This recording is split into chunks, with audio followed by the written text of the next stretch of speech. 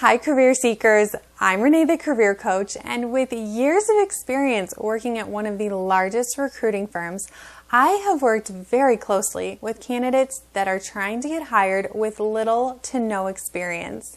But I have seen 6 very specific things be helpful in getting them hired. So if you find yourself in the same boat of having little to no experience, stick around because I'm sharing all those tips with you.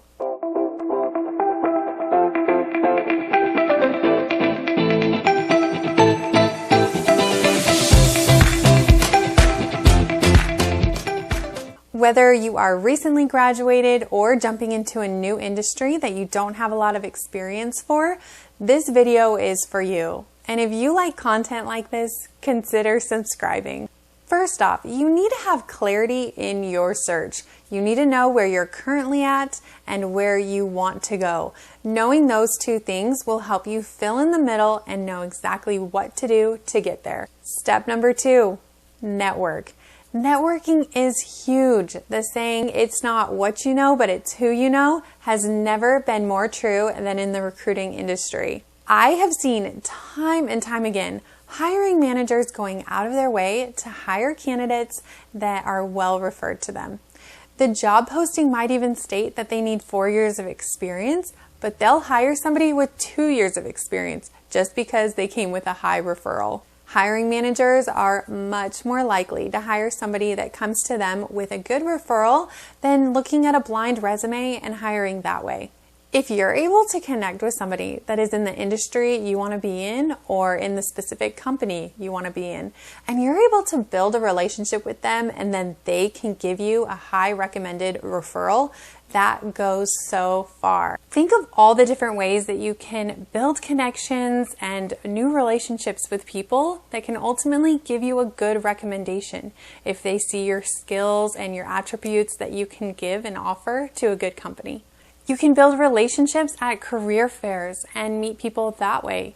You can have a mentor or a family member or a friend give you a good recommendation, or you can have a former colleague do the same. Get next to people that are in the field that you want to be in. Work closely with them and learn from them, but also grind it out. Work hard and show that you know how to hustle, and they will be so likely to give you a good recommendation. Step number 3, you need to bridge the gap. Knowing exactly what you have to offer, but then looking at the job descriptions of the types of careers that you want to be in, and then figuring out what those missing pieces are. That is bridging the gap. Being able to fill in the holes so that you can offer fully what the positions are looking for. Maybe it's taking a specific course or furthering your education. It could even be getting your foot in the door by taking a lower level position with a company you want to be in and then working your way up that way. Whatever it may be in your specific situation, figure out what the gap is and then bridge that gap. Number 4, have a strong resume and a strong cover letter. Focus your resume on the transferable skills that you have to offer. Looking over the job description and figuring out what the specific position is looking for and then tailoring your resume to that specifically. I usually don't push cover letters all that much because usually they're not read. But if you're applying for a position that you don't have a lot of experience for, then a cover letter is going to help you tell your story and what you can accomplish. If you want to know more specifically what you should include on your resume, then check out my video, which is linked in the description below, titled How to Get Employers to Notice Your Resume. Number 5, focus on the experiences that you do have and build those out as much as possible. Whether it's volunteer experience, and this could be anything from the captain of a sports team, church leadership opportunities, being the leader in a community organization, or maybe it's being the board member of your HOA. Whatever it is, build it out and know that employers are going to value volunteer work just as much as they value paid work. Maybe some of the skills that you do have to offer are your soft skills. Build those out and really speak to those in your resume and, again, your cover letter.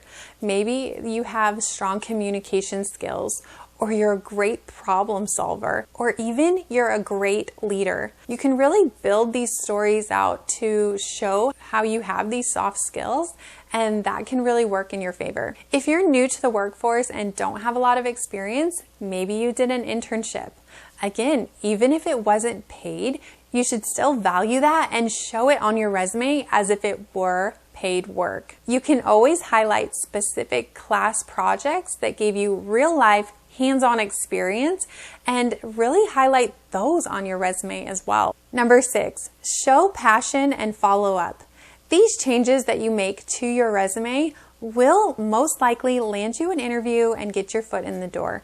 However, once you show up for that interview, you're going to have less experience than the other candidates that are interviewing for this position. That is where you really need to step up your enthusiasm for this position, your passion for the industry and what you would be doing, and follow up. Following up shows that you have that enthusiasm and that interest in this position.